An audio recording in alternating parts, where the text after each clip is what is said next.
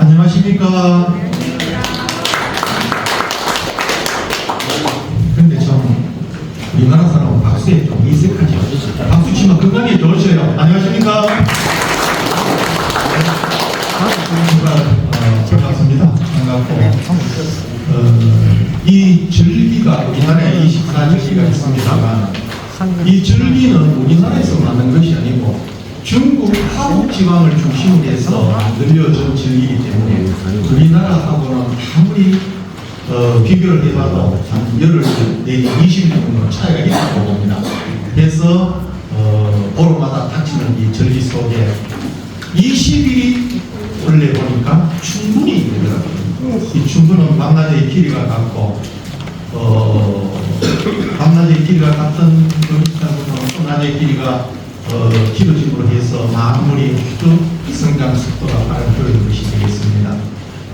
그런데 경칩이 보조하게지는데 개구리가 잠에서 깨어나는 것이 경칩이었는데 다시 또 겨울이 다가오는 모양으로 날씨가 이래 춥고 오전까지 비가 내리는데도 불구하고 이렇게 시간 맞춰 참석해 주신 회원님께 깊이 감사의 인사를 올립니다.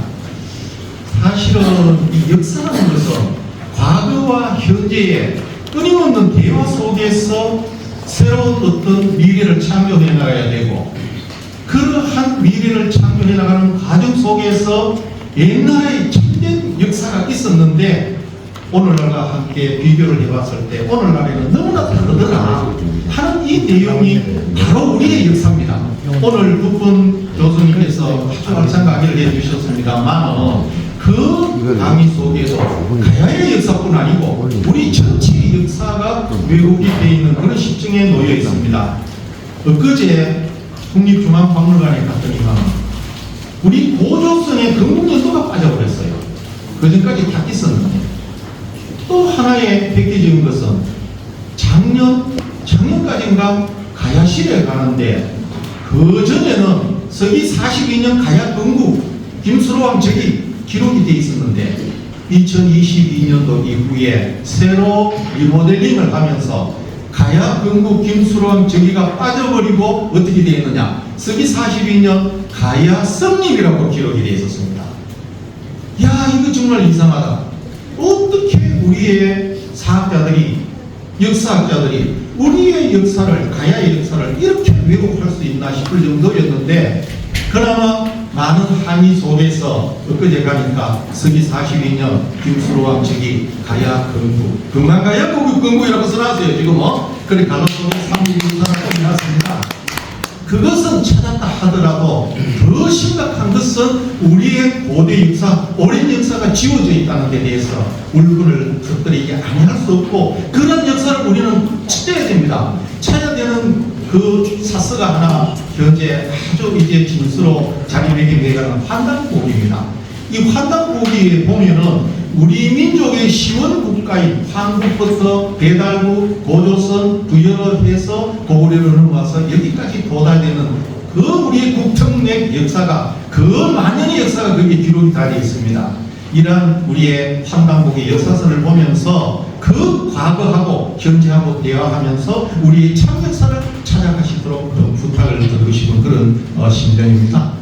오늘은 김해김씨 허신 천시가 모인 자리가 아니고 그야말로 여러 성씨들이 모여 계시는 가야 연구원에서 우리의 가야의 참 역사를 찾아가겠다는 데 대해서 사랑법인 가야 연구원에서 이런 특강도 개최를 하고 또 작년까지는 본갈 2번 학술 발표 대회를 개최했습니다. 우리 가야 연구원 행사에 4번 참석하시면서 날로 발전되는 가야 연구원이 될 수 있도록 큰 성원을 부탁드리겠습니다. 되는 거. 네, 다음은 김종국 강사님을 소개해드리겠습니다. 네, 김종국 강사님은 경북대학교 대학원에서 고비문학을 전공하시고 문학 박사학위를 받으셨습니다. 대우대학교 삼성연연구소 교수, 경일대학교 경기교수를 역임하셨습니다. 주요 경력으로는 초대 2대 경산시립박물관장을 역임하셨고 주요 저서는 사만의 압독곡시체와 경산문화행성, 한국 설화의 현장적 이해 등 38건을 저술하셨습니다. 관장님의 강의를 청해 듣도록 하겠습니다. 여러분 안녕하십니까? 저는 앞에서 우리 처장님께서 소개해 주신 바와 같이 경산에 살고 있는 김종국입니다. 여러분 제 모습을 보시면 이 앞에 이 달리는 게 메달 이 자체가 거북이입니다. 오늘 저는 거북이에 대한 이야기를 하고자 제가 이 자리에 섰습니다. 제가 왜 거북이 이야기를 하냐 하면은 거북이는 우리 가락김씨 즉 가락국이 존재하는 의미를 부여하고 있기 때문입니다. 그래서 오늘 제가 강의할 것은 앞에 자막을 보시면 삼국 유사 구지가와 금관가야국 등 육가야의 형성에 대해서 이야기하는데 지금까지 제가 듣기로는 가야국 또 가락국의 형성이 처음에 아래에서 태어났다. 즉 난생 신화에 의해서 김수로 대왕이 태어나고 마지막 육가야 중에 말로 왕까지 전부 아래에서 태어났다 했기 때문에 기원 후 42년에 가야국이 존재하고 개창했음에도 불구하고 이것은 그저 그 당시에 삼국이다라고 표현하고 가야국을 42년 이후도 표현을 하지 않았다는 것이죠. 그러나 사실은 그 당시 고대국은 사국시대였습니다.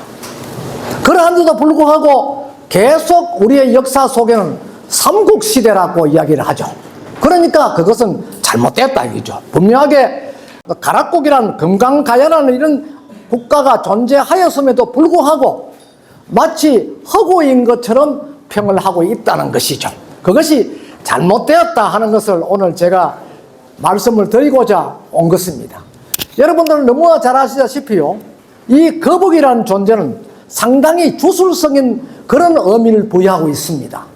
제가 지금 설화학자로서 제 이야기가 전부 허구가 아닙니다.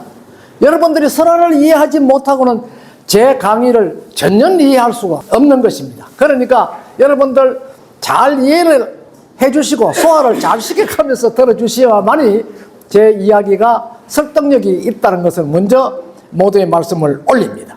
흔히들요 풍수를 하는 사람들 보면은 풍수에 보면 금구입수형이다라는 그런 형국이 있습니다. 이 금구입수형이 뭐냐면 산줄기가 쭉 내려와서 불쑥 내려갔다가 우뚝 올라왔다가 물속에 머리를 박고 있는 것입니다. 마치 큰 거북이가 물을 먹기 위해서 내려와서 하천에다가 머리를 박고 있다 하는 형국입니다.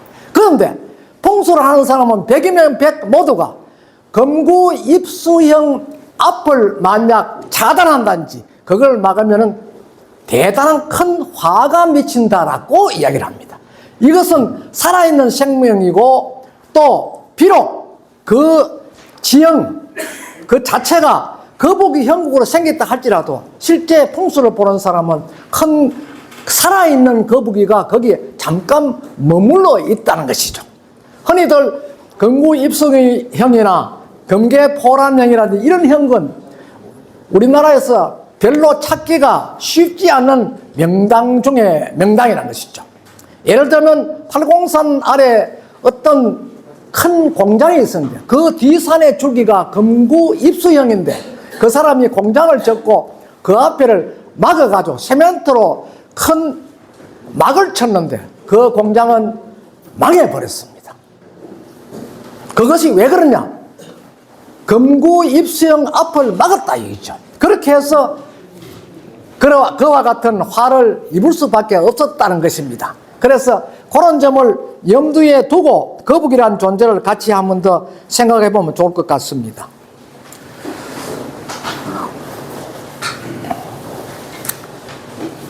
삼국 유사의 구지가는요, 여러분 잘 아시는 바와 같이 거북구자고 가르칠 손짓자입니다. 그죠? 구지가 노래가자입니다. 그 원본은 그 상징 자체가 대단히 신성한 것을 존재한다. 신성한 의미를 부여한다는 것이죠. 그러니까 큰 인물을 표현한다든지 큰 존재가 나타날 어떤 징조를 보여준다는 것입니다. 그리고 주술적 의미는 옛날 당군이 이 땅에 내려올 때요. 당군이 늘 들고 다니면서 천수백 년 동안 나라를 유지했다 하는 그런 기록이 있는데, 물론 당군이 여러 수십 명입니다. 그런데 그분들이 들고 다니는 게 뭔가 하면 방울입니다. 방울. 쉽게 말하면 그 무당들이 들고 있는 이 요령처럼 생긴 방울을 말합니다. 그 방울을 가지고 있으면 그 자체가 신을 내가 움직일 수 있다, 신과 더불어 소통할 수 있다 하는 그런 의미를 부여하거든요. 그렇게 함으로 인해서 밑에 백성들이나 그 하청에 있는 사람들은 그 사람의 어떤 주장을 따를 수밖에 없다는 것이죠. 그런 주술적인 의미가 있고, 그리고 마지막 하나는 뭔가 기원한다, 의미, 무엇인가 바라는 그런 대상을 주고 있다는 것입니다. 여기에서 우리가 흔히들 구지가 속에는요, 네 가지로 구분이 되고 있습니다. 첫째는 호명입니다. 뭔가 구직을 부르기 위해서 불러낸다는 것입니다. 두 번째는 명령입니다. 어떻게 하라 지시하는 것이죠. 그 다음에 세 번째는 가정입니다. 어떻게 하지 않으면 어떠한 조치를 하겠다는 그런 가정입니다. 그 다음 마지막은 위협을 하는 것입니다. 가빠이 부처 앞에서 와촌 사람들이 가물 때마다 기우제를 지내는데 암만 지내봐도 비가 오거든요. 그렇게 하니까 어떻게 했냐면 그 지역 주민들이 부처가 제일 싫어하는 금살 행위를 하면은 비가 오지 않겠나 하는 머리를 썼다는 것입니다. 그 지역의 개전동이라든지 와촌 일대에 있는 연로하신 분, 특히 구장을 하신 분들의 이야기를 제가 청취한 바에 의하면은 죄를 지내도 오지 않으면 결국 어떻게 하느냐, 마을 주민들 대표가 몇 명이 가서 까만 생돼지를 지게 지고 올라갔어. 부처가 앉아있는 그 위에 앞에 단에다 그 돼지를 올렸고 나솔을 가지고, 물론 돼지는 꽁꽁 묶어놨겠죠. 배를 확 찔러서 쫙 째고 피가 쫙 나올 거 아닙니까? 그 피를 가지고 바가지로 다가 부처 온몸에 다 뿌렸다는 것이죠. 그래, 기원을 해가 안 되니까 다른 어떤 조치를 취하는 거야. 그럼 어떤 조치가 무엇입니까? 극단적인 조치겠죠. 그러니까 효행설화에도 그런 게 많이 나옵니다. 그러니까 부처가 전부 온몸에 피가 벌거이 묻었는 거야. 그래 할 때 그 같이 참여하는 사람은 낫을 가지고 소나무 가지를 전부 꺾어 와가지고 그 앞에 좀 재놓고 부처에다가 불을 질러보는 거야. 부처를 수호하는 존재는 누굽니까? 여러분들 설화 이야기하기 나도 또 거짓말 하는 것 같은데 설화가 아닙니다. 여러분 사찰에 가면은 부처님 앉아있는데 그 위에 보면 닷집이라고 있죠. 닷집에 보면 용이 2마리 이렇게 있습니다. 위에. 그 왜 있을까요? 용은 이해화 선생이 집필한 그 용의 권능이라는 그런 책에 보면은 용은 45개의 권능을 가지고 있다. 그 중에서 신적인 존재가 2가지 있다라고 되어 있습니다. 신적인 존재는 뭐냐면, 하나는 물을 다스리는 용왕, 두 번째는 부처를 수호하는 수호신으로 역할을 한다고 되어 있고, 나머지는 최고를 상징한다고 되어 있습니다. 그렇게 해서 그 용은 부처를 지켜줘야 될 거 아닙니까? 그러니까 지역 주민들은 비를 구하기 위해서 부처에다 온갖 나쁜 짓을 다 했는데 용이 마침 놀러가쁘가 없었는 거라. 그래서 불을 질렀는데 해그름대에서 용이 또 부처한테 또 와보니까 절단났거든. 부처가 새카마이 타가 있거든. 그래서 일단은 면피용으로 부처를 씻어야 되는 거야. 그래서 용이 피를 몰아가 그대로 피를 오도록 했다. 그래서 부처를 깨끗이 씻었다 하는 것입니다. 그렇게 하니까 어떻게? 반사이익적으로 그 아래에 있는 지역 주민들이 비를 얻을 수 있다 하는 것입니다. 가빠이 부처는 여러분들 잘 알기 때문에 예를 들어서 얘기하는데, 위에 서는 갓이요, 이 폭이 1m 80인데 그게 팔각으로 되어 있습니다. 팔정도로 상징하는 팔각으로 되어 있는데, 그 와촌 사람들이 비 올 때마다 그 불 지르고 이러니까 돌이 터져가 깨져가 흘러가 지금의 자연미처럼 이렇게 생긴 닦고 전문가들은 이야기를 하고 있습니다. 이와 같이 위협을 해서 하지 않으면 어떤 다른 조치를 딱 한다 이거라. 여기서 보면은 자 호명은 뭐냐면 존재를 불러야 되거든요. 여기 보면은 거부가 부르는 거 아닙니까? 똘똘아 박서방 이서방 하면 부르는 겁니다. 그래서 이것은 하나의 강림 내려앉는 것, 신을 내려 모시는 것을 의미합니다. 그 다음에 두 번째 명령은 숙이 현야라. 숙이 머리를 내어라. 머리를 내라. 머리를 내라 하는 건 어떤 존재가 나타나라 이런 이야기입니다. 나타나야 여기에서 불러는 의미를 부여하거든요. 자, 세 번째는 가정입니다. 만약 우리가 원하는 대로 내놓지 않으면 내가 생명에 또는 우두머리에 대한 어떤 그 존재에 대해서 어떤 특단의 조치를 하겠다. 그게 뭐냐 하면은 번작 있기야입니다. 번작 있기야는 뭔가 하면 구워서 먹겠다. 거북이라는 존재에 대해서 어떻게 안다면 생물이 어떤 조치를 한다면 생물을 구워버리면 아무런 생명력이 없어지죠. 그렇게 하겠다는 것은 지도자를 옹립하는데 지도자를 우리한테 주지 않으면은 너에 대해서 존재의 의미를 없애버리겠다. 그리고 이 구야국이라는 그 소국의 지배자들은 강력한 지도자를 희망하고 있었던 것이죠. 그런데 강력한 지도자가 나타나지 않으니까 나라가 오합지졸입니다. 그래서 새로운 지도자를 옹립해가지고 나라다운 나라를 만들겠다고 하였던 것이 바로 서기 42년입니다. 자, 다음부터 보시죠. 자, 여기에서 핵심되는 주제는 뭐냐면 수로왕의 강림을 강력하게 기원하는 것이라는 것이죠. 그래서 이게 주술적 의미를 보면 현존하는 최고 집단, 단체가 모여서 그 춤을 추고 하는 그런 행위로서는 최초로 가장 큰 행사였다 하는 것입니다. 그리고 그 무효는요, 춤과 노래, 서사를 그 나누어 표현하고 있는데 이게 모두 다 주술성입니다. 주술성에서 상당히 그 무속적인 그런 의미를 부여하고 있죠. 그렇고 호명, 명령, 가정, 위협의 이 4단계 구조는 바로 김수로라는 존재를 강림할 수 있도록 위협을 한 것이다. 이렇게 봅니다. 이것은 왜 바로 이야기하지 않고 왜 거북이를 상징화시켜서 애매한 거북이 알을 불렀냐? 뒤에 영상을 보시면 알 수가 있습니다. 자, 배경설에서 여기 이 불이저라 그래. 영신, 강림 이런 두 가지 일회가 있는데 원래 제사 지낼 때는 5가지 일회가 있습니다. 산에 가서 신을 불러드려야 될 거 아닙니까? 그걸 맞이할 존재를 가지고 영신행위라 하고 신을 모시고 와서 신을 일정한 장소에 모시는 가지고 강림일회라 합니다. 그 강림일회가 있고 그 다음에 제사를 지내고 그분들한테 술을 올리고 이렇게 하는 것을 오신행위다 이렇게 하고 그 다음에는 신이 우리를 도와주는 데서 한 바퀴 돌아보시고 부정한 것을 다시 도와주십시오라고 기원하는 것을 가지고 유신이다 이렇게 놀유자 귀신 신자라서 유신행위다 이렇게 하죠. 유신행위가 끝나면 신의 어떤 목적이라든지 기원하는 모든 부분이 모두 끝이 났거든요. 그렇게 되면 바로 신을 다시 본래대로 보내준다 해서 송신이래다. 유학에서는 이걸 가지고 망노제, 예.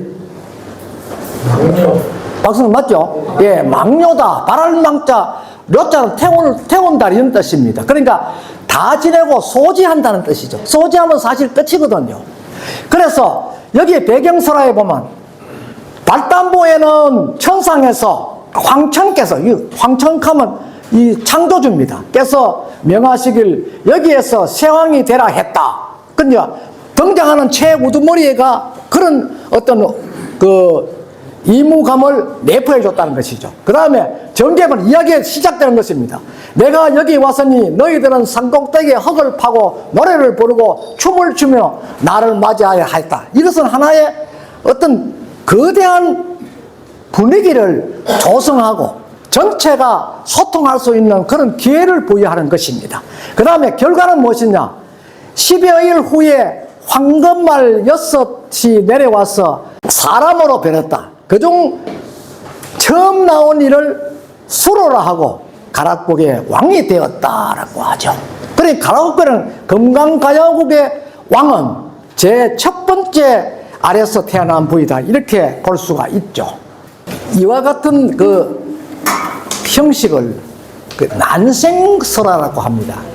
그 알란자, 날생자, 역사나 또는 이야기다 이런 뜻이죠. 그러니까 아래서 태어났다. 엄밀히 따지면요, 현생에 태어난 사람도 생물학적으로 분석을 해보면 전부 아래서 태어났다는 것입니다. 그런데 단 우리나라 역사에 태어난 사람은 어떤 대림숲에서 말이 크게 하늘을 고개로 쳐들고 우는 소리가 나서 가보니까 큰 흰 알이 있더라.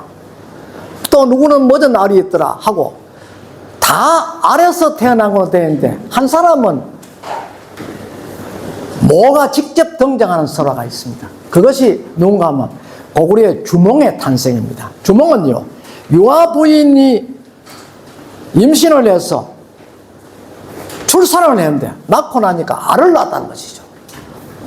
그 알을 가지고 집에 가서 결국 부화를 했죠. 하니까 주몽이 태어났다. 이렇게 알을 사람이 낳았다는 것이고, 다른 존재는 알을 낳는 사람이 누군지 기록에 남아있지 않습니다. 그리고요, 비근아래로 왕조가 처음 개창되고 이럴 때 보면 그 당시에는 전부 알이라든지 이런 신화적 화소를 가졌는데, 여러분들이 너무나 잘 아시는 바와 같이 고려의 왕이 누굽니까? 왕건이죠. 이 왕건이는 아버지가 왕룡입니다. 할아버지가 작정이라고 중국에서 이루어온 사람입니다. 그런데 왕룡이는 그 당시 개성 부근에서 큰 부자, 그러니까 장사를 하는 큰 부자였습니다. 그런데 자기 아들이 왕이 됐잖아요. 그런데 중요한 거는 다른 사람들은 모든 신화를 다 가지고 있는데 왕건이는 신화가 없거든요. 그래서 만들어낸 것이 뭔가 하면 어느 날 작정이가 중국에서 개성으로 내려오는데, 그때는 왕건이나 왕룡이나 태어나지 않을 때입니다. 내려오는데 갑자기 대동강 근처에 오니까 큰 수해가 져서 물이 엄청 범람을 했다. 그래 작정이가 문득 피하면서 돌아와 보니까 큰 황룡이 물에 막 떠내려오면서 몸부림을 치고 있더라. 그래서 작정이가 그 용을 구해줬다. 그 택도 없는 이야기를 합니다. 용 자체가 물이거든요. 그런데 용이 물에 못 이겨가지고 사람의 힘을 받는다는 것은 웃기는 이야기입니다. 그런 걸 가지고 웃기는 이야기다 하지. 그래서 작정이가 용을 밖으로 내주니까 용이 인사를 하고 사라졌다. 그날 밤에 작정이가 은신처를 구해서 잠을 자는데 백발의 노인이 나타나서 하는 말이, 자네가 나의 딸을 구해줘서 고맙다. 나는 동해에 사는 여왕이다. 그래서 자네의 고마움을 갚기 위해서 내가 나의 딸을 자네에게 줄 테니까 받아서 새 나라를 잘 개창하기 바란다 했다는 것입니다. 그래서 깨보니까 꿈인데 밖에서 이상한 여인의 목소리가 나서 문을 열어보니까 살인문 옆에 어떤 젊은 처녀가 보통이를 딱 끼고 들었더라. 그 어디서 와서 오카니? 아버님이 명해서 그래 찾아왔습니다. 이렇게 된 거죠. 그래서 만내 이야기 보니까 꿈의 내용과 똑같은 이야기를 하더라. 결국은 그 처녀와 같이 작정이라는 사람이 결혼을 해서 낳은 첫 아이가 바로 왕건의 아버지인 왕륜입니다. 그리고 왕륜의 아들이 왕건이거든요. 그래서 태조 왕건이는 나의 할머니가 용이다 이지, 나는 용의 손자다, 이렇게 해서 고려의 문을 열었다 하는 그런 기록이 있습니다. 그와 같이 이 설화라는 것은 거북이라는 존재에 대해서 많이 등장하고 있습니다. 즉 지금 설화에는 용도 나오고 또 기린도 나오고 거북이도 나오는데 용은 상상의 동물이죠. 그러나 이인화, 최고락한 존재에 이인화되어 있고 기린도 반은 상상의 동물이고 반은 실물입니다. 그러나 우리나라에 있는 기린은 그 기록에 나오는 기린하고 유형이 좀 틀립니다. 그리고 이 거북이는 실제 우리가 많이 볼 수 있는 존재인데 그 행위나 그 거북이에 대한 존재는 뭐냐? 다분히 설화적이고 또 상상적인 의미를 가지고 있다는 것입니다. 그래서 물, 용 등은 농경사에서 최고의 존재를 말하고 또 거북이란 존재는 주술성에서 그 토템사회에서는 도신신앙이다. 그 다음에 또 우두머리를 선정하는 데는 점괘 자체가 거북이다. 우리 국문학에서는 보면요, 우리나라 한자가 처음 우리나라 들어와서 최초로 한자를 새겨 주었던 곳이 바로 그걸 문자를 가지고 갑골문자를 하는데 이 갑골문자는 거북이의 등껍질에 써놓은 글씨를 말합니다. 그러니까 거북이가 그만큼 상스러운 존재다 하는 것이죠. 그래서 여기에서 거북이란 존재와 거북이를 보고 머리를 내놓으라 하는 것은 바로 하나의 그 상서스러운 수로왕을 탄생하기를 기원하는 구야국의 존재와 또 시대의 흐름에서 받아들일 수밖에 없었던 그런 상황을 설화적으로 유추한 것입니다. 가락국의 우두머리를 선정하는 과정에서는 항상 여기에 나오는 귀복가라는 존재가 등장할 수밖에 없다는 것이죠.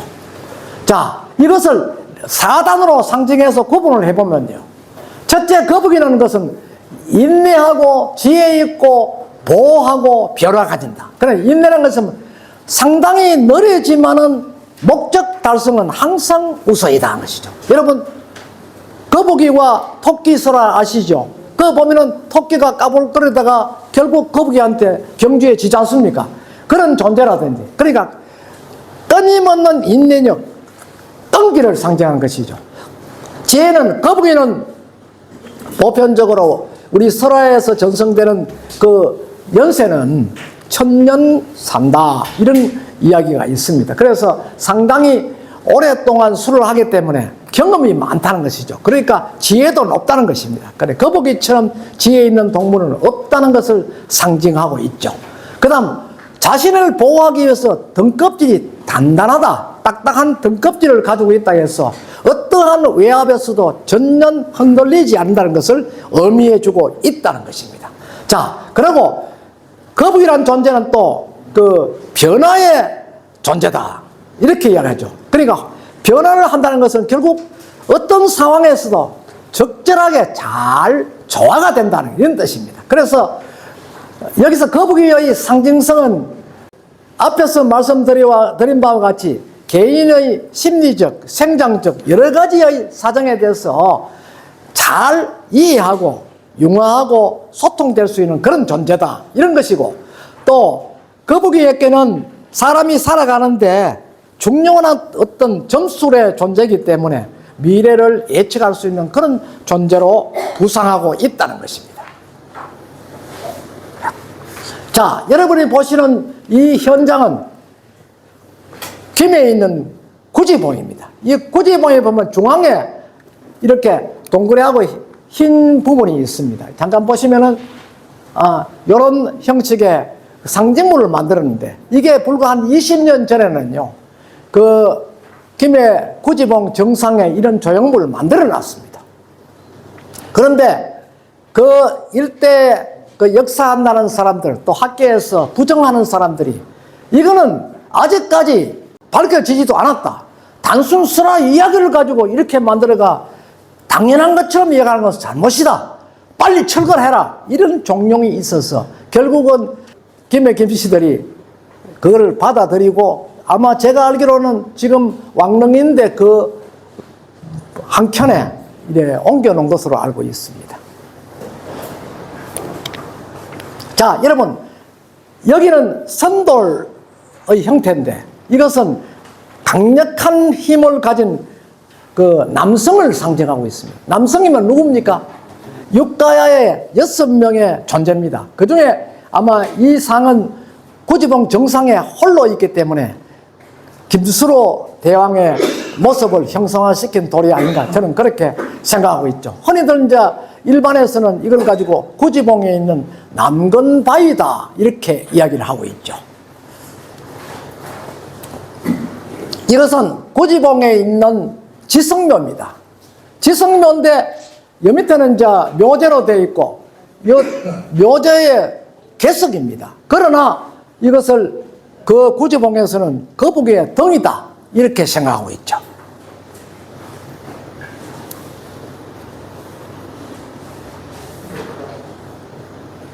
자, 신화는 무엇인가?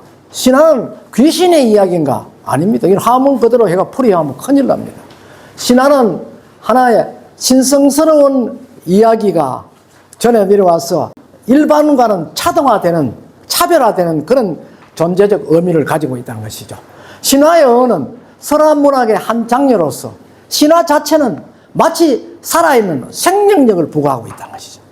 그래서 모든 것을 이야기하되 그냥 바로 직언을 하지 않고 비록 그 등장하는 인물은 다른 존재이기나 예를 들면 용이라든지 거북이라든지 모란꽃이라든지 뭐 이렇게 진해라든지 이렇게 표현하고 있지만은 실상은 모두가 어떤 존재를 의인화시켰다. 그러니까 그 탄생의 의미를 바로 이야기하면 차라리 바로 이야기하면 좋지만 그 당시는 좋지만 후세에 가면 외침이라든지 어떤 변화가 생기면 거기 왜곡될 우려가 있다. 그래서 의인화를 시키면은 전혀 왜곡성을 피할 수 있다는 그런 과학적인 표현일 수 있습니다. 그 다음에 고지봉의 신화의 화손은 무엇인가? 가락국의 탄생을 앞두고 구야국이 앞에서 말씀드린 바와 같이 강력한 지도자를 맞이해야만 나라가 존속되겠다. 신라 같은 데는 육부촌장을 중심으로 해서 신라가 생기고 역시 백제나 고려도 마찬가지입니다. 그렇게 생겼는데 구야국은 42년에 개국을 앞두고 상당히 구야국 사람들이 고민을 많이 했다는 것이죠. 국간들은 엄청나게 고민을 했고 그 국간의 우두머리가 아동아 있지 않습니까? 그 사람이 중심이 되어서 강력한 새로운 지도자를 우리는 맞이하자 하는 그런 뜻에서 이런 그 구지봉의 신화가 생성되었다 이렇게 보고 있습니다. 자, 최근에 와서 대가야 고분군에서 이와 같은 유물이 출토되었습니다. 여러분 다시 보시면 이 생긴 모양이 전부 제가 앞에 차고 있는 이 모양하고 비슷합니다. 닮았습니다. 그죠? 둥그스름하게 박처럼 생기기도 하고 뭐 등껍질 같이도 생겼는데 자세히 보면은 이게 전부 거북이의 등 문양이다 이죠.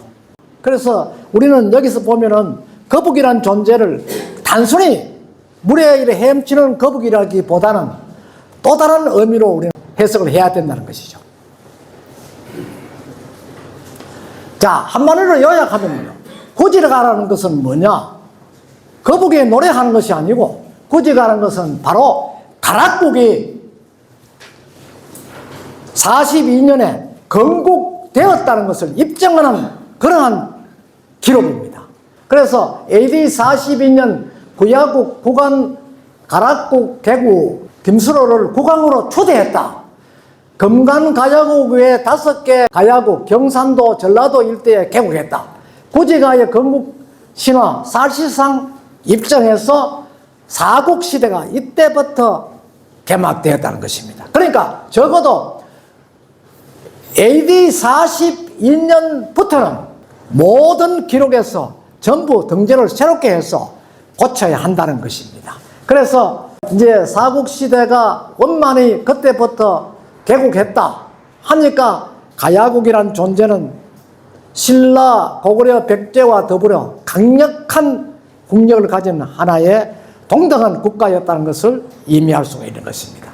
역사 전면에 나타난 육가야 존재는 여러분 잘 아시는 바와 같이 철기 문화를 김해 중심으로 해서 철기 문화가 형성이 되었고 해상 무역은 서해안, 남해안 일대를 중심으로 해서 생기고 농경 문화는 경남북 중심권 중심으로 해서 이렇게 그들이 살아가는 삶의 터전이 마련되었다는 것이죠. 자, 지금까지 간략하게 제가 신안을 토대로 해서 제가 말씀을 드렸습니다. 여러분들이 잘 이해하지 못하는 부분도 있는데 이거보다 더 소상하게 설명하는 것은 유튜브에 보면은 이 가야 우표를 쭉 그려놓는 그 두 장 밑에다가 이렇게 제가 나와 이야기하는 부분이 있습니다. 요걸 좀 보충해서 설명을 했는데 이 시간보다 시간이 좀 넉넉하게 설명을 했고 설명하는 부분도 조금 이해하기 쉽도록 설명했는데 오늘 이 자리에 있으니까 제가 우리 시조 할아버지에 대한 이야기를 너무 힘주어 이야기하면은 또 다른 시족들은 좋아하지 않을 경우도 있고 이래서 사필 규정, 사실이 이대로인데 이제 사국의 존재를 부정한다는 것은 아주 어리석은 사람들이 논평하는 것이다. 저는 그렇게 생각하면서 제 이야기를 여기서 마치도록 하겠습니다. 고맙습니다. 예, 감사합니다. 공동대표 사단법인 대한사랑 이사로 재직하고 계시며 역사 전문 유튜브 내림 역사 문화 TV를 운영하고 계시며 시민단체와 미국, 일본 등에서 한국인의 정체성을 찾는 역사 문화에 대한 논제로 특강을 하셨습니다. 주요 저서는 한단보기에서 희망의 빛을 보다 외 다수가 있습니다. 이사님의 강의를 청해 듣도록 하겠습니다. 네, 잘 아셔야 될 것이 오늘 앞에 이제 강의를 해주셨는데요. 이제 방울이라든지 다 나왔잖아요. 문제는 뭐냐면 저 우리나라 학계에서 다 부정합니다. 여러분들 잘 아셔야 됩니다. 이 방송을 들으시는 우리 김씨 종친 관련된 분들은 정신 똑바로 차리시고 여러분들이 여러분들 집안의 역사를 지키려고 나서지 않는다면 누가 학자들이 지켜주겠다. 여러분들 오늘 등장했던 저분들이 가야사, 건국사를 부정하는 학자들입니다. 난센스라 이야기 들었지 않습니까? 여기 있는 경북대 모 교수가 시민들하고 저희들하고 토론하면서 뭔 방송했는지 압니까? 김수루가 알아서 태어났지요. 사람이 알아서 태어난 거 맞습니까? 거짓말을 하는 거예요. 그러면서 어디 국립중앙박물관 그 영상을 뭐 올리느냐? 저 김수루왕 묻은 까봐라. 아무것도 없다. 가짜다. 그 영상이 떠올라 있어요, 지금. 그럼 허왕후 인도에서 그때 올 수 없다. 다 거짓말이다. 이게 지금 우리나라 경북대 가야 연구가 교수가 하는 말입니다. 제가 이제 하는 것은 뭐냐면 고고학이에요. 사료가 기록되어 있으면 반드시 그걸 증명하기 위해서 봐야 될 것이 그 사료에 맞는 유적이 있는가를 증명하기 위해서 그걸 찾아다니는 겁니다. 제가 여러분들 지금 이제 가야사를 하기 위해서 말 그대로 제 원래는 이제 공부는 이게 아니라 딴 거 하려는데 이 역사 문제, 특히 가야 문제에 걸려들어가지고 이거 누군가는 가야 역사 잡아놓지 않으면 이거는 영원히 이제 아마 가야가 파괴될 것 같다 해가지고 계속 이제 어제도 1박 2일 동안 600km를 튀었습니다. 안동에서부터 양산 거창까지 해가지고 가야 고분군을 싹 보고 다 왔어요. 여러분들 고분은 거짓말 안 합니다. 고분은 뭐 자기들 학자들이 아무리 거짓말이 다 없다 하더라도 고분은 어때요? 시대별로 고분의 형태가 다 있습니다. 무덤만 보자마자 저 무덤은 언제식이다, 이거는 가야식이다, 신라식이다 구분이 딱 돼요. 대구는 어떻게 나오느냐? 신라에게 포함되는 나중에 이제 병합되는 지역이기 때문에 마지막 고분 약 5세기 6세기로 접어드는 고분은 뭐냐면 행식은 가야인데 파보면 신라식이 같이 나와. 무덤이 적석목각분이라 적석이 있고 밑에 수혈식이 나와요. 그 대구 고분이 그리 나옵니다. 그럼 뭐냐? 신라에 병합됐다는 겁니다. 마지막 세대들은 가야 세력이지만은도 결국은 신라에 병합되기 때문에 뭐다? 가야 무덤의 산지 형태에다가 뭐냐? 신라가 만든 적석 형태, 돌을 쌓는 형태, 그 무덤이 이쪽에 나옵니다. 증명을 딱 해줘요. 그럼 가야의 대부분 고분은 뭐냐? 수혈식 석강목입니다. 수혈식이라는 것은 뭐냐? 여러분 아시죠? 땅 파가지고 돌을 이렇게 벽을 만들고 그 다음에 위에 뚜껑 들어앉는 거 있죠? 이게 바로 가야의 대표적인 유적이고 4세기, 5세기, 6세기 가야는 전부 다 대부분 그 무덤입니다. 신라는 그 무덤 없어요. 신라는 그런 무덤 자체를 안 써요. 언제까지요? 통일신라 될 때까지 적석목각뿐입니다. 땅 파가지고 관 넣고 주민의 때 전부 다 맷돌을 뭐냐면 엄청나게 쌓아요. 그 무덤 보자마자 뭐냐? 이거는 신라식이다, 가야식이다 구분이 납니다. 근데 문제는 뭐냐? 이런 걸 모르면 어때요? 아, 학자들이 나와가지고, 아, 그거 아닙니다 하면, 아, 저렇게 전문학자들이 와서 저렇게 주장하니까 저분 말이 맞겠지. 요렇게 따라가 버립니다. 아닙니다, 여러분들. 지금 이제 우리나라 사학계 여러분들 오늘 뭐 가야 대마도 이야기 꺼내기 전에 현실을 말씀드리겠습니다. 원래 여러분들 가야는 국가가 아니다. 누가 국가가 아니래. 여러분들도 그리 알고 계시죠? 여러분 가라국기 읽어보셨어요? 가라국기에? 거기에 있는 옛날의 사료 기록은 지금의 국가 기준으로 보면 안 됩니다. 우리나라 학자들은 자꾸 사람을 속여. 지금의 국가 개념으로 떼요. 옛날 고대 사설 해석하는 겁니다. 틀림없이 가락국기에 뭐가 나오느냐. 육가야가 나오면서 그 하나에 대해 김수로가 있던 데를 뭐냐면 가락국이라고 해요. 국가. 그러면서 뭐냐. 왕을 썼다고 나옵니다. 국가는 누구요? 김수로. 나머지는 오가야는 뭡니까 보면 주라고 나와요. 주인 주자. 주로서 보냈다 나와요. 지금으로 한다면 서역국가죠. 연맹체? 개뿔. 무슨 연맹체입니까? 연맹체는 어때요? 각기 세운 세력들이 다른 사람들이 뭉쳐가지고 싸우지 말자. 서로 동등한 관계 속에서 어때요? 요리 찌그럭찌그럭 안 하고 나가는 게 연맹체입니다. 근데 가야는 그게 아니잖아요. 국왕은 틀림없이 김수로 건강가야에서 국왕이고 나머지 오가야는 어때요? 자치를 하면서 거기서도 자치 어때요? 왕으로 자기를 내세울 수 있는 그 난을 다 줬어요. 이게 가야예요. 그렇기 때문에 500년을 간 겁니다. 근데 우리나라 학자들이 어때요? 아, 고구려 백제 신라는 가야, 국가로 갔는데 가야는 국가가 안 됐다. 어떤 개뿔 같은 소리 해. 가락국기를 안 읽어보니까 그렇지. 틀림없이 국기에는 어때요? 국왕과 추에 대해서, 국가 추에 대해서 명확하게 구분해놨습니다. 오늘 가서 사료 원문 봐요. 그래서 뭐냐, 가야는 뭐냐, 망할 때까지 국왕은 어디서 나왔다? 김해 가락국에서 국왕이 나오고, 나머지는 어떻습니까? 곤영가야, 소가야, 전부 다 각자 자기를 주지만은 또 어때요? 왕으로 자처하면서, 하지만 뭐다? 건강국을 중심으로 일사불란하게 나갑니다. 그래서 문제는 뭐냐면, 마지막 이제 가야의 왕이 신라의 어떻습니까? 나라를 바치고 난 뒤에 어때요? 그 화려했던 가야가 순식간에 없어져 버려요. 가야가 따로따로 망한 기록이 없습니다. 가야가 연맹체가 어떻습니까? 이게 각기 다른 체제였다면 뭐돼요? 어느 육가야, 어느는 어디에 빨리 망하고 이런 게 있어야 되는데, 가야는 기록 자체가 없어요. 건국되고 망할 때 똑같이 망해. 근데 문제는 뭐냐? 그 가야가 5세기, 6세기까지 가는데, 그들이 만들어 놓은 수열식 목각분이 어떻습니까? 어디에 나오느냐? 낙동강 주위를 따라서 전부 다 수백 개, 수천 개의 고분이 쫙 깔려 있습니다. 근데 우리나라 학자들이 지금 무슨 짓을 하느냐? 일본 놈들이 딱 그때 뭐냐면 대일항쟁기 때 가야를 연구하면서, 아, 가야는 저쪽에 성주 위로는 안 가겠다. 낙동강 상류는 안 가겠다. 왜? 이유가 뭐냐? 너무 멀다. 금강국하고. 옛날에 고속도로는 강입니다. 아시죠? 도로보다 육로보다 어땠습니까? 최고의 그때 문명은 뭐죠? 강을 끼고 가는 거예요. 가야는 그걸 선점하면서 500년 철기 문화를 열었습니다. 말 그대로 밑에서부터 떼요. 낙동강 상류까지 그냥 배 타면 쫙 가버려. 근데 뭘 멀어, 뭐가 안 멀어서 국가를 못해.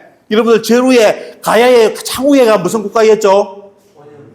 곤영가야. 제 영상 보셨잖아요. 수천 개의 고분이 있어.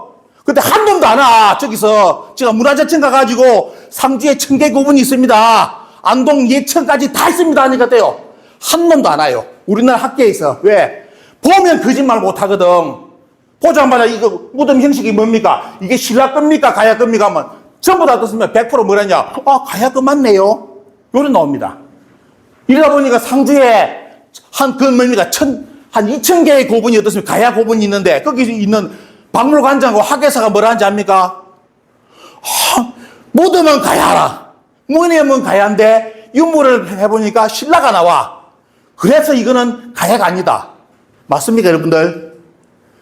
접경지역은 또 국가가 한 500년이 형성된다면 어떻습니까? 신라와 가야는 문물 교류를 아주 서로서로 멋지게 합니다.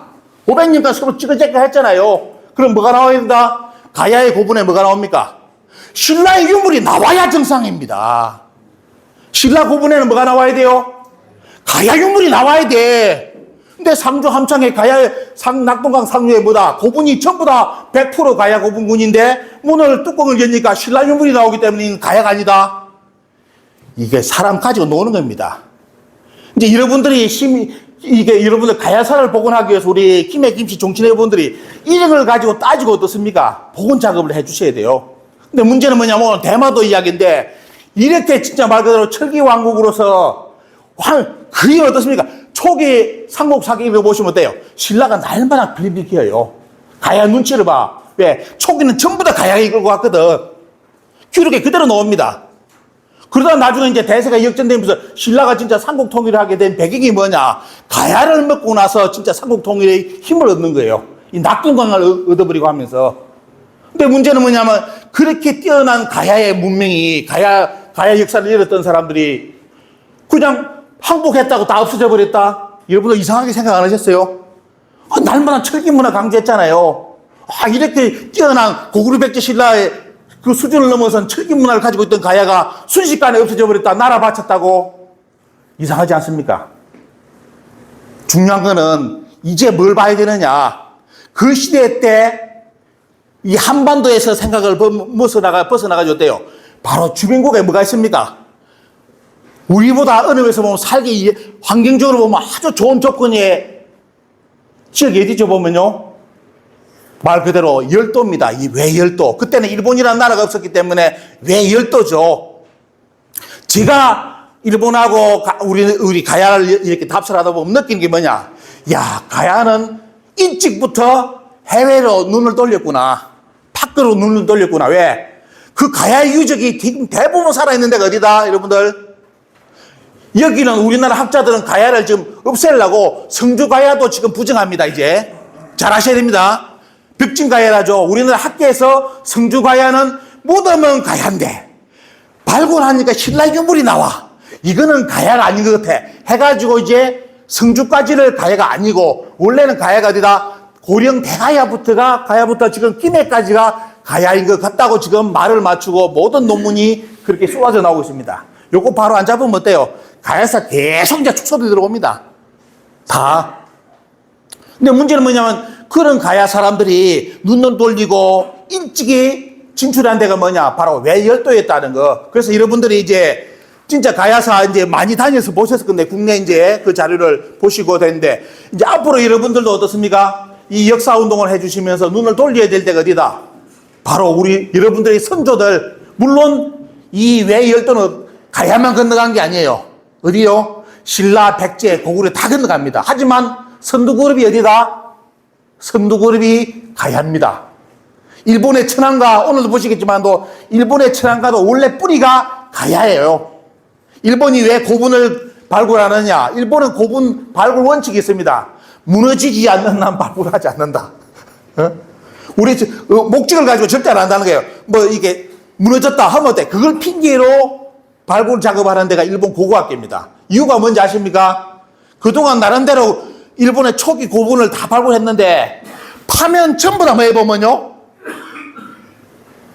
후기는 비록 하면 다른 나라 나오죠. 백제가 나오는데 왜 관련된 초기 왕릉이라든지 전방 후원을 발굴하니까 전부 다 어느 계열이에요? 전부 다 가야기가 나와버렸어. 가야기가. 지금 일본의 그대 있어보면요. 전 세계에서 가장 큰 무덤이 어디가 닌도쿠 왕릉이 돼가지고 인덕 왕릉이 있어보면요. 주변에 물 해가지고 이제 전방 후원하는 거예요. 그것도 전에 이제 비만이 와가지고 무너졌지 않습니까? 그래가지고 발굴 작업했는데 거기에서 유물이 나오는데 백제 유물도 나오죠, 당연히. 근데 뭐냐? 가장 중심적인 유물이 뭐냐면 바로 고령 지상동 고분. 그리고 부산에 어떻습니까? 복천동 중에 그쪽에서 나온 가야의 투구, 차양식 투구가 나와요. 이렇게 두 군데에 구멍을 뚫었던 투구가 어디에? 전 세계에서 가장 큰 무덤인 인덕왕릉에 그 인덕왕이 무슨 모자를 썼다? 가야 철모를 썼네. 근데 문제는 뭐냐? 그때까지는 어땠습니까? 야, 이게 이런 차양식 철모가 어디 지산동하고 부산에서 나왔으니까, 야, 한국에서 2개 나오고 일본에서 이제 1개 나왔기 때문에 수적으로 뭐다? 한국이 많다. 이래가지고 그것이 원래 초기는 뭐다? 전부 다 가야의 투구라고 이렇게 일본에서도 인정하고 우리 쪽에서도 이게 철기라 했습니다. 이게 청동기고 다 철기고 했는데 문제는 뭐냐? 주변의 무덤을, 일본의 무덤을 까고 하니까 전부 다 뭐가 나와? 그 철기 투구가 나와. 너무 많이 나와버렸어. 그러니까 어떻게 합니까? 이제 말을 바꿔야 되잖아요. 어떻게? 다수결 원칙이 해가지고 그 철모가 어디서 많이 나왔다? 외열도에서 너무 많이 나왔기 때문에 이 철모는 누구 거다? 외에서 제작해가지고 가야에 팔아먹은 철모다 라고 해가지고 우리나라 모든 박물관에 있는 가야의 철모 가보시면 외계의 철모라고 다 표기가 다 끝났습니다. 이게 여러분들 현실입니다. 자, 이제 그런 이제 역사적 유적의 흔적을 따라가 보면 여러분들 이 가야 사람들이 이 그렇게 발전된 문명을 뒤로하고 왜 여기는 날마다 불안해. 한반도는 왜 고구려 백제 신라 가야가 4개가 있는데 주변국이 계속 괴롭혀. 찌그락찌그락해. 고구려도 내려오제, 백제도 들어올라제, 신라도 나오제. 날마다 어떻습니까? 편한 날이 없어. 전쟁에 지치다 보니까 돼요. 가야는 어떻습니까? 망할 때까지 육가야가 싸운 적이 없어. 연맹체라면 싸웁니다, 여러분들. 왜? 비 틀리면 싸우잖아요. 아씨, 왜 우리 대제 똑바로 해? 싸우잖아요. 가야 여러분들, 육가야가 싸운 적 봤습니까, 서로? 망할 때까지 똑같이 가. 그거는 지금의 학자들이 말하는 연맹체 체제가 아닙니다. 진짜 말 그대로 가족보다 더 단단한, 어떻습니까? 서로 실리로서 똘똘 뭉친 초기부터 망할 때까지 그렇게 간 국가가 가야입니다. 근데 이 가야가 이 한반도에서 고구려 백제 신라의 등살 속에서 돼요. 일찍이 눈을 돌려버린 데가 어디다? 바로 왜 열다는 거. 그러면 결국은 뭐냐면 가야는 어떻습니까? 한반도에서 그 다툼 속에서 그냥 어디로 돌려버린다? 왜 열도로 눈을 돌리고 다 진출하는 쪽으로 가버립니다. 근데 문제는 뭐냐? 그 외, 일본에 말하는, 일본 역사 기록에 말하는 그 외의 실체가 뭐냐? 그 외는 누구 외다? 지금 일본이 자기들 말하는 그 외가 아니에요. 지금은 왜, 쉽게 말하면 외놈이라는 외자에 그 외가 아니에요. 그때 외는 뭐다? 구주까지, 대마도 구주의 외는 전부 다 누구 세력이다? 한반도에서 건너간 우리 선조들이 만든 소국체제입니다. 그러니까 왔다 갔다 하는 거예요. 왔다 갔다 할 수 있는 거. 왜? 여기서 떠났으니까 내가 다시 가봐야지. 이런 식으로 해도 되는데 지금 어떻게 해버리면 우리나라 학자 한일사학기가 그 외를 어느 외로요? 한반도하고 분리된 외라고 가르쳐버리는 거라. 그래놓게 말을 함부로 못해. 외에 대해서. 이걸 여러분들 현실을 잘 아셔야 됩니다. 지금 보시는 이게 일본의 신사 가보시면 와타즈미 신사에 바로 뭐에 보면요.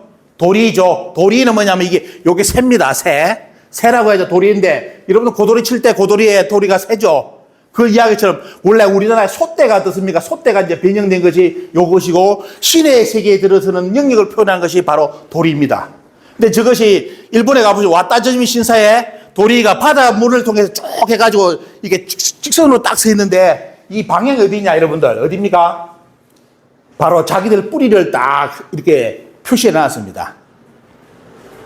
이 와타즈미 신사의 도리가 쭉 한 줄 돼 있는데 그 도리가 가리키는 방향이 어디다? 여러분들 그 제도의 가라산입니다. 그럼 뭐냐? 이 신사의 주인공은 누구다? 누가 와서 이게 문화를 열었다? 그걸 다 이야기해 주는 거예요. 근데 우리나라 학자들이 이런 말 자체를 안 해. 이런 걸 우리끼리 이야기 좀 합니다. 이렇게 다 표기되어 있는데, 자, 대마도 여러분들 이제 한번 가보셔야 되기 때문에 짧게 관련 내용을 브리핑을 해야 되겠습니다. 뭐 가깝고도 너무 먼 나라는 뭘 아시죠? 보면요. 대마도 이끼 섬 이렇게 쭉 해가지고 이제 일본 열도로 들어가는데, 원래 초기에 여러분들 고구려 백제 신라 가야가 있을 때는 요쪽 영역까지는 일본 지금 말하는 어때요? 야마토 정권하고 다른 체제입니다. 여기는 어때요? 야마토가 날마다 전쟁으로 오죠, 구주에. 왜? 자기들 체제가 정복이 안 되니까 계속 전쟁으로 와요, 일본서기 보면. 그럼 뭐냐? 여기는 다른 나라였다는 겁니다. 어느 나라요? 여기서 건너왔던 사람들이 전부 다 소국을 만들어 오셨기 때문에 날마다 전쟁하는 일본서기에 보면. 그럼 여기까지의 실제 외의 정치는 뭐냐? 원래 우리 선조들이다. 이렇게 이제 연결고리를 보시면서 다음에 구주까지 답사하다 보면 흔히 보여요, 유적이. 자, 이렇게 해가지고 이제 들어가는데, 원래 문화 루트를 보시면 대마도를 거쳐서 가야계는 먼저 여기 가서 어떻습니까? 정착을 합니다. 여기에 뭐가 있습니까, 여러분들? 구지봉이 있습니다, 구지봉. 김해 구지봉이 똑같은 어떻습니까? 그게 모든 지명이라든지 어디에 갖다 놨다? 여기다 갖다 놨습니다. 여기다 갖다 놓고, 그러면서 하나는 어때요? 보면요. 이전모를 통해, 신라계는 이렇게 이전모를 통해서 저리 갑니다. 이렇게 갈 수밖에 없는 이유가 뭐냐? 고대는 선박이 배를 타고 바다를 건널 때는 뭘 이용해야 돼요? 지금은 동력선이죠. 옛날 동력선입니까? 날마다. 그렇기 때문에 최대한 피해를 안 입고 힘을 덜 들이고 가려면 뭘 이용해야 된다? 바람하고 해류죠. 해류를 반드시 끼고 와야 됩니다. 그래서 고대 지금도 잘 오시면 돼요. 지금도 여기 배를 띄우면 뭐다? 스시마 해류가 쭉 여기서 오면서 요리 쫙 갈라져 가는데 이게 서로 알기 때문에 어때요? 이 루트 하나가 요리 가는 이게 해류가 흐르고 하나는 어떻습니까? 배 띄워놓으면 독도 쭉 여기 나오죠 보면요. 독도를 거치면서 쭉 해가 요리 이점으로 빠지는 게 나옵니다. 이점으로. 이게 가장 그때 초기의 해양로예요. 어떤 사람은 지금의 기준을 가지고 지금 아니라는데 그러나 그게 공부를 안 하니까 그래. 그걸 공부를 안 하니까. 옛날에 해양 루트는 어때요? 해류를 가지고 요쪽으로 루트하고 이점으로 빠지는 루트가 두 개가 있었습니다. 그래서 저 두 개 지역을 가면 반드시 뭐가 나온다? 한일 초기사의 비밀이 다 담겨있는 지역이 다 나온다는 거. 다음에 여러분들이 이제 대마도를 거쳐서 후주까지 가보신다면 어때요? 진짜 말 그대로 우리 역사, 한일 역사의 뿌리 역사 흔적을 그대로 다 볼 겁니다. 자, 가는 루트는 여기 나오죠 보면요. 부산이라든지 지금 이제 부산에서 많이 가는데 서시마섬, 거제도 옛날 가라죠 보면요. 서시마 거쳐서 이끼섬 거쳐서 지금 여러분들 가까라시마는 여러분들 아셔야 될 게 뭡니까 보면 가까라시마는 백제 문영왕의 탄생지입니다. 백제 문영왕. 문영왕의 이름이 뭐죠? 사마. 여러분들 용사마 할 때 사마가 뭡니까 보면 백제 문영왕 이름이잖아요. 그 용사마 속된 말로 용사마의 사마의 주인공이 태어난 섬이 어디다? 요쪽 여기 나와요. 가까라시마. 거기 가면 자기들 성지가 돼 있어. 이런 한일고사 이걸 우리나라 학교에 책에다 못 넣는 이유가 뭐예요? 전부 다 여기는 외놈이 살았던 지역으로 다 이제 만들어 보니까 역사를 함부로 안 끌어들이려는 거라 보면요. 하지만 여러분들 공평하게 보셔야 될 것이 그때 외는 지금의 외, 우리가 말하는 외가 아니다. 전부 다 이주 세력들이 가서 만든 문화이기 때문에 가다 보면 백제 어떻습니까? 문영왕이 탄생한 사마가 탄생한 섬도 있고 그 동네 사람들은 지금도 어때요? 제사를 올리고 계속하고 있습니다. 물론 이제 그쪽 후손들이 제사를 같이 모시고 있고 이게 이제 문화 루트인데 보시면요. 여러분 부산하고 대마도 보시면 여기가 부산이고 저기 대마도입니다. 대마도에 부산에서 대마도 거리 가는 거하고 일본 열도에서 대마도 오는 거리하고 어느 것이 짧습니까? 다 누구나 대마도는 옛날 우리나라 땅이라 됐는데 나중에 진짜 코미디 같은 일이 발생해요. 그런 걸 이제 보시면 이제 속도 사고 하는데 여러분들 그때는 다음에 말씀드리고 자 대마도 요리되어 있고 원래 대마도는 일본의 자기들 기록에 뭐냐 대마도는 원래 만을 마주하고 있다는 뜻이다 해가지고 자기들 지명 사진에 써놨어요. 만을 마주하고 있는 섬이다. 근데 문제는 뭐냐 우리는 만하면 지금 어떻게 배웠습니까? 만하면 충청도 전라도가 만이라 배웠어. 그거 누가 만들었어요? 조선 후기에 한백김이라는 사람이 만든 겁니다. 그걸 그대로 아주 이제 대중화시킨 분이 어때? 정약용 선생의 아방강력고라. 대마도인데, 전라도 충청도가 많이면 대마도는 저쪽인데, 대마도가 충청도 전라도를 맞대고 있습니까? 아니잖아요. 이런 걸 나중에 이제 다음에 제가 강의를 해드리겠습니다. 역사 왜곡된 거. 자, 나오는데, 원래 사만을 이렇게 나옵니다. 지난 만, 번화, 이게 한반도 전체가 만이었다고 나오죠. 그래서 이 만을 대한 섬이라 해가지고 대마도로 불렀다는 건데, 이 대륙 사간에 중국 사설을 보면, 사만을 뒤져보면, 여기에 사만이 있다는 기록요? 없어요.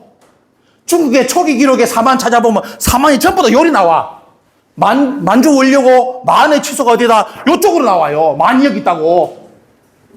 우리가 배운 거하고 완전 틀리죠? 중국하고 중국에서 가르치는 사만이 우리가 열심히 학교에서 배웠던 사만하고 완전 틀려. 그럼 누군가는 조작했을 거 아니에요? 누구냐? 그게 나중에 지금 찾아진 게 뭐냐면 조선 후기, 중후기에 누구냐? 한백견 선생이 역사서를 쓰면서 한강 북쪽하고 한강 남쪽을 완전히 분리시켜버렸다는 거. 그것 때문에 진짜 그걸 이제 조선 총독부가 활용해가지고 지금까지 어떻습니까? 우리 한국 사회에 완전히 틀로 만들어버렸다는 거. 그 다음에 말씀드리고 자 대마도가 저래가지고 대마도라는 말 자체가 생겼는데 또 여러분들 많이 쓰고 있는 어떻습니까? 또라이. 경상도는 또라이 하면 여기 또라이인데 원래 또라이는 어떠냐면 도레인전에 보면요. 도레인. 이게 일본입니다. 일본의 도라이. 원래는 기화라는 표현을 쓰다가 이것도 이제 하도 비판도 받으니까 지금 일본 이제 박물관 가보시면 한반도에서 도레인들이 왔다 하는데 이렇게 표현을 많이 합니다. 그 도레인이 뭡니까? 이게 도라이예요. 이주했던 세력들. 자, 이런 언어도 지금 남아있는데, 문제는 이제 또라이가 돼가지고 이제 이상한 사람으로 지금 이제 표현되고 있다는 거 기억하시고.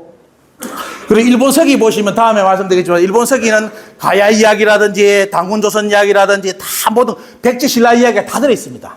근데 문제는 뭐냐? 일본 서기 쓴 사람이 좀 수수에 맞게끔 고조선 사람들, 고구려 백제신라 사람들, 가야 사람 이런 식으로 분리해가지고 일본 서기 쓸 때 잡아넣으면 되는데 아니에요.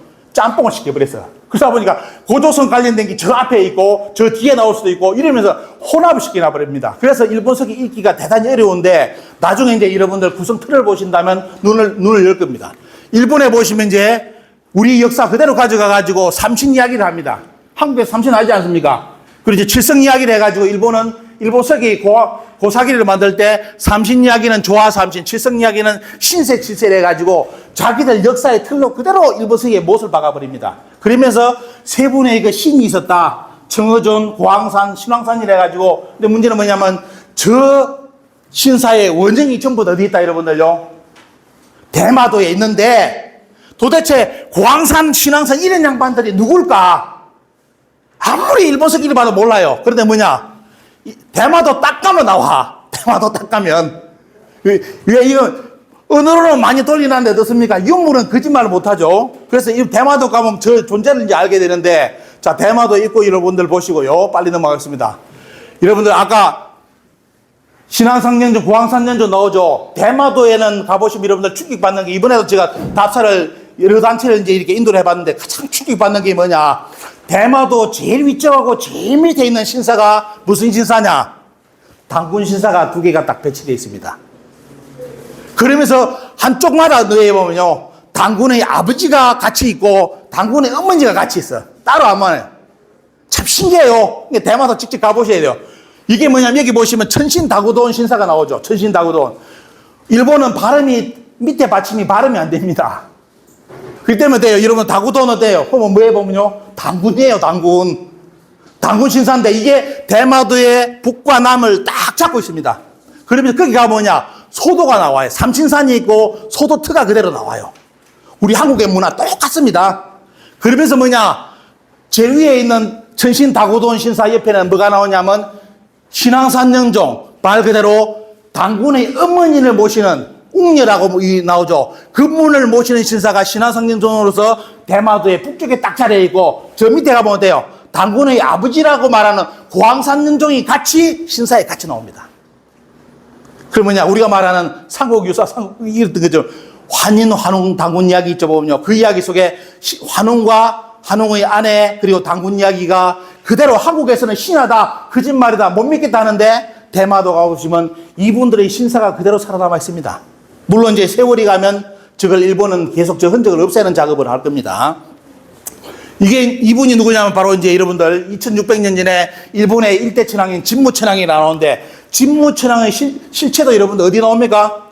일본 서기에 보면 자, 아버지는 은파부랴비였고 진무천황, 신무천황의 이름은 뭐냐? 협야, 어릴 때 이름이 협야다. 이렇게 일본 서기에 나오는데 저 기록이 우리나라 어디 나옵니까, 여러분들? 이 기록이 우리나라의 환당옥에 보시면 당군 3개 그대로 나옵니다.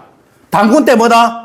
35대 당군 때 은파부랍 장군을 가서 보내가지고 팽정을 시키고 그 다음에 다음 당군 때 누굴 보냅니까? 협야우를 보내가지고 배반명을 보내서 일본 열도를 팽정했는데 거기서 눌러 앉아가지고 천황이 되었다. 이 기록이 당군 3개에 나와요. 근데 문제는 뭐냐?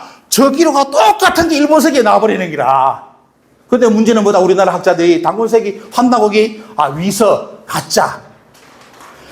사료에 글 1개만 얻었으면 1개 나오더라도 얼마나 가치 있는 거 아시죠?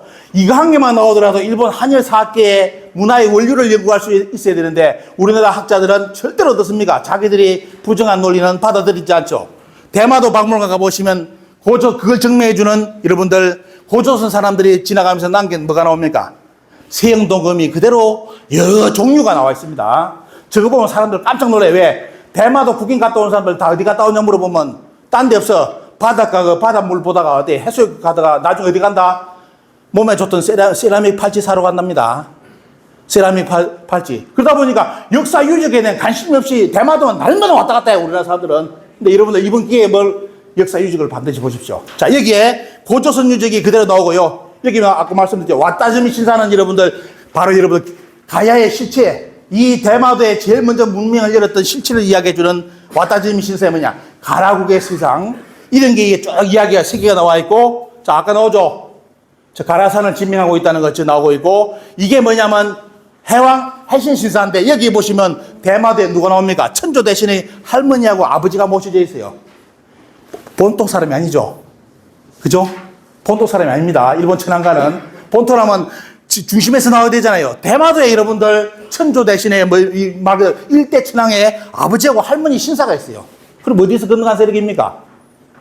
이런 걸 여러분들이 앞으로 이제 가셔가지고 다 보셔야 됩니다. 그리고 대마도는 옛날에 고구려 백제 신라가 저렇게 세 지역을 나눠가지고 다스렸는데 지금도 저 지명이 100% 남아 있습니다. 다음에 여러분들 직접 한번 가서 보시고요. 자, 이게 뭐냐면 아마데라스 오미카미, 지금의 일본의 국조 천조 대신, 그리고 동생인 스사노존인데, 이 역사의 유적이 그대로 남아있는 것이 여러분 어디냐? 여러분들 바로 가야의 문명인 그창가주에 가보시면 일본석의 모든 무대가 그대로 살아남아 있습니다. 다음에 여기도 답사가셔야 돼요, 여러분들. 여기 가보시면 일본석에 나온 기록이 전부 다 매치되는 데고 이쪽에 그대로 나와요. 가야 고분군도 있고 왕실 옛날 터도 어떻습니까? 그대로 나옵니다. 그 천조 대신이 숨었다는 천석굴 모든 것이 다 나와요. 한번 여러분들 가보시기를 권유드리고, 자, 이게 그 천조 대신의 문화가 지금 어떻습니까? 지금 천조 대신은 지금 뭐냐면 이세신궁이라가지고 일본 본토에서 가장 큰 신사가 됐는데, 그 원형 신사가 여러분들 대마도에 있습니다. 요거 조금 몇 년 뒤에 이 신사 없어질 겁니다. 없어지기 전에 여러분 가셔야 돼요. 왜? 이게 가야계입니다. 가야계. 일본 국조신이 가야계 여신이에요. 이게 그대로 아직까지 일본이 가보니까 이제 거의 다 없어지는 시기가 가고 있습니다. 그래서 여러분들 여기도 한번 다음에 가보시고, 그리고 실제 여러분들 가야가 자리 잡았던 한국산이라 이야기했던 여기 어떻습니까? 그리고 구주복이 나라는 거, 가라구니 닭개라든지 여기 보시면, 여기 가보시면 돼요. 이야, 진짜 이 김해 사람들이 여기 갔구나 하는 걸 느낀데, 여기 그대로 100% 다 살아있어요. 여러분들 직접 한번 가보시고, 이거는 만만 여러분들 오늘 보시라는 겁니다. 그리고 이제 고구려가 건너왔던 강개토항이 종발성이라죠. 임나가라 종발성에 나오는 강개토항 빈문의 종발성이 여러분들 어디 있느냐? 바로 여러분들 대마도에 그대로 나와 있습니다. 그리고 이제 백제가 망하면서 쫓겨가면서 대마도에 쌓았던 조선식 산성이라죠. 그게 지금 무너져 가고 있는데 아직까지 대마도에 남아 있습니다. 그리고 가야김씨, 이게 신라라고 이야기하는데 아닙니다. 신라 김씨 아닙니다. 가야김씨의 이제 김비라 신사를 해가지고 해신으로 모시는 신사가 아직까지 대마도에 남아 있습니다. 이것도 이제 앞으로 없어질 겁니다. 자, 그대로 가야 흔적이 아직까지 남아 있고, 그리고 이제 박재상, 양산 출신의 박재상 충신이 있죠, 보면요. 그리고 이제 조선통신비, 그 다음에 최익견 선생, 그 다음에 덕혜옹주 결혼식 기념비, 이런 주요 내용이 대마도에 그대로 다 남아 있습니다. 그래서 오늘 뭐 여러분들께 30분 시간이기 때문에 거의 말씀을 못 드리는데 보면요. 여러분들 이제 뭐 여기 김해 김씨 되신 분들은 이제 가야의 역사를 알기 위해서, 아니라면 어때요? 종친과 상관없다면 우리 고대사의 실체가 일본 열도로 유입되는 과정을 보기 위해서는 반드시 뭐 어디 가야 된다? 1차가 대마도, 두 번째가 뭐냐면 이끼섬, 세 번째가 구주, 네 번째가 일본 본토입니다. 요거 딱 가시면 돼요. 가면 이제 모든 게 정리돼요. 한국 고대사가 싹 다 이제 인식이 돼요. 누가 이야기 안 하더라도. 그래서 이런 계기를 이번에 된다면 여러분들 대마도부터 한번 이렇게 여러분들 가셔가지고 역사의 흔적을 확인하고 진짜 자긍심을 가질 수 있는 그런 계기가 됐으면 좋겠습니다. 감사합니다. 예, 이어서 자문 교수님께 위촉장을 수여하겠습니다. 먼저 성기중 교수님 앞으로 나와주시면 감사하겠습니다.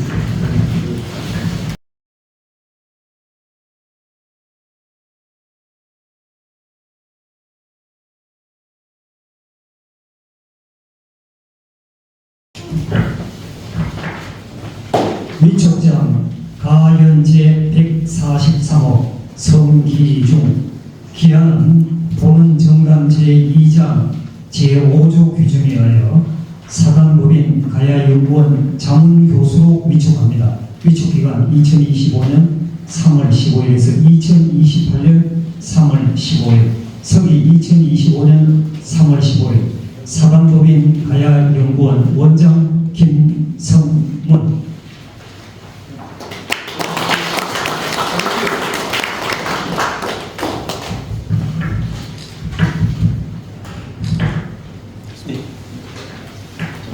예, 김종국 교수님.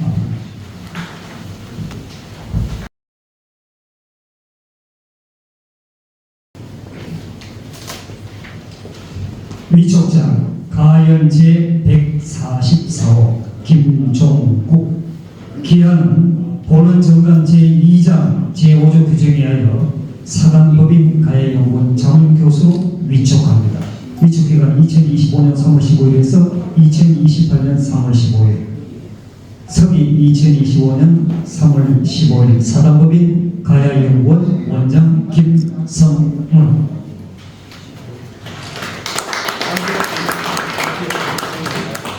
사진 찍으시고.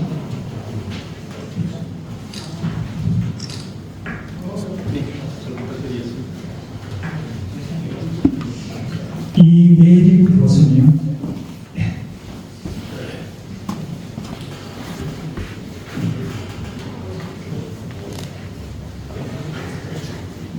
위촉장 가연재 145 이내림. 기한은 본원정강 제2장 제5조 규정에 의하여 사단법인 가야연구원 자문교수로 위촉합니다. 위촉기간 2025년 3월 15일에서 2028년 3월 15일, 서기 2025년 3월